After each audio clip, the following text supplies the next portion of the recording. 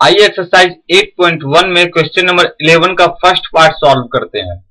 इस क्वेश्चन में हमें स्टेटमेंट की 10a की वैल्यू हमेशा 1 से कम होती है, सही है या गलत ये बताना है और अपने आंसर को हमें जस्टिफाई भी करना है। आइए इस क्वेश्चन का सॉल्यूशन करते हैं। सबसे पहले हम एक ट्रायंगल ड्रॉ करते हैं और फिर इस स्टेटमेंट को जस्टिफाई करेंगे कि ये ट्रू है या फॉल्स। चलिए मान लेते हैं कि ABC कोई राइट ट्रायंगल है जिसमें एंगल B 90 डिग्री है। 10A इज इक्वल टू होगा, एंगल A के लिए परपेंडिकुलर BC होगा, तो 10A परपेंडिकुलर अपॉन बेस होता है, तो BC अपॉन AB। क्वेश्चन में दिया हुआ है from question 10A is less than 1।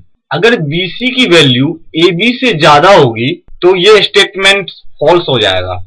If the numerical value of BC is greater than AB, then this statement is false.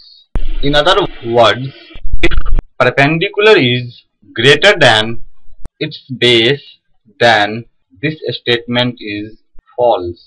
अगर BC जो परपेंडिकुलर है इसकी वैल्यू AB से ज्यादा हो तो 10A की वैल्यू 1 से ज्यादा होगी और BC की वैल्यू AB से ज्यादा हो भी सकती है और नहीं भी, इसलिए ये स्टेटमेंट कि 10A is always less than 1 ये सही नहीं है। We know that the perpendicular is always not less than base.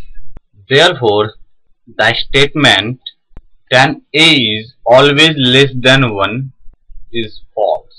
हम कह नहीं सकते कि परपेंडिकुलर से ज्यादा हो भी सकता है और कभी कम भी हो सकता है। जब परपेंडिकुलर बेस से ज्यादा होगा तो 10A की वैल्यू 1 से ज्यादा होगी और जब परपेंडिकुलर की वैल्यू बेस से कम होगी तो 10A की वैल्यू 1 से कम होगी।